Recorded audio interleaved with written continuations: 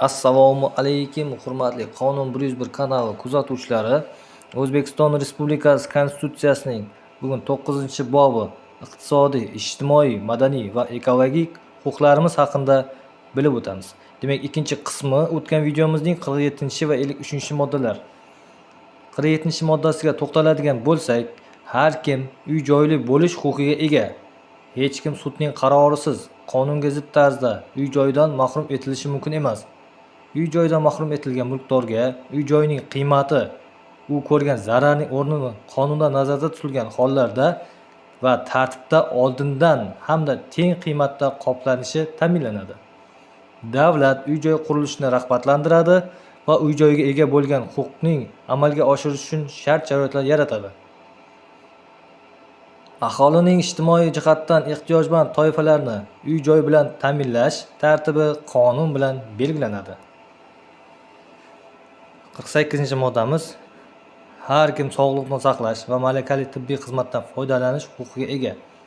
O'zbekiston Respublikasi fuqarolari tibbiy yordam kafolatlangan hajmini qonunda belgilangan tartibda va davlat hisobidan olishga haqli. Davlat sog'liqni saqlash tizimini, uning davlat va nodavlat shakllarini, tibbiy sug'urtaning har xil turlarini rivojlantirish, aholining sanitariya, epidemiologik osoyishtaligini ta'minlash choralarini ko'radi. Davlat jismoniy tarbiya va sportni rivojlantirish, aholi o'rtasida sog'lom turmush tarzini shakllantirish uchun shart-sharoitlar yaratadi. 49-moddasi har kim qulay atrof muhitga, uning holati to'g'risida ishonchli axborotga ega bo'lish huquqiga ega.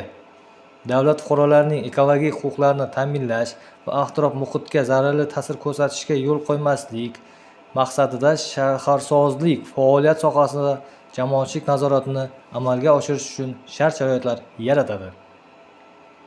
Shaharsozlik hujjatlarining loyihalari qonunda belgilangan tartibda jamoatchilik muhokamasiga o'tkaziladi.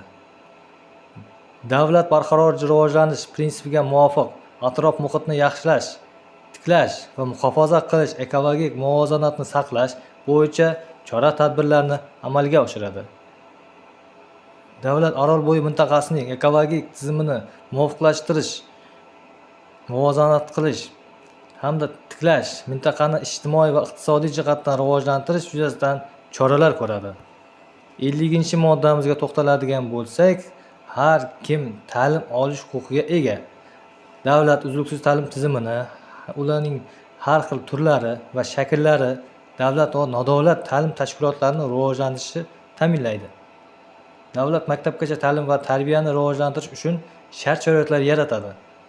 Davlat bepul umumiy o'rta ta'lim va boshlang'ich professional ta'lim olish kafolatlaydi. Umumiy o'rta ta'lim majburiydir. Maktabgacha ta'lim va tarbiya, umumiy o'rta ta'lim davlat nazoratidadir. Ta'lim tashkilotlarida alohida ta'lim ehtiyojlariga ega bo'lgan bolalar uchun inklyuziv ta'lim va tarbiyalar ta'minlanadi. 51-moddasi.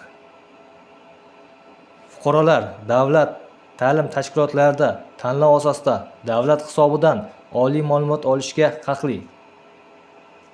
Oliy ta'lim tashkilotlari qonunga muvofiq akademik erkinlik, o'zini o'zi boshqarish, tadqiqotlar o'tkazish va o'qitish erkinligi huquqiga ega. 52-moddasi. O'zbekiston Respublikasida o'qituvchilarning mehnati jamiyat va davlatni rivojlantirish, sog'lom, barkamol avlodni shakllantirish hamda tarbiyalash, xalqning ma'naviy va madaniy salohiyatini saqlash hamda boyitishning asosiy sifatida e'tirof etiladi. Davlat o'qituvchilarning sha'ni va qadr-qimmatini himoya qilish, ularning ijtimoiy va moddiy farovonligi, kasbiy jihatdan o'sishi to'g'risida g'amxo'rlik qiladi. Va 53-moddamizga to'xtalamiz. Har kimga ilmiy, texnikaviy va badiiy ijod erkinligi, madaniyat yutuqlaridan foydalanish huquqi kafolatlanadi. Intellektual mulk qonun bilan muhofaza qilinadi. Davlat jamiyatning madaniy, ilmiy va texnikaviy rivojlanishi haqida g'amxo'rlik qiladi. E'tiboringiz uchun rahmat. Bugungi videomiz shu bilan yakuniga yetdi.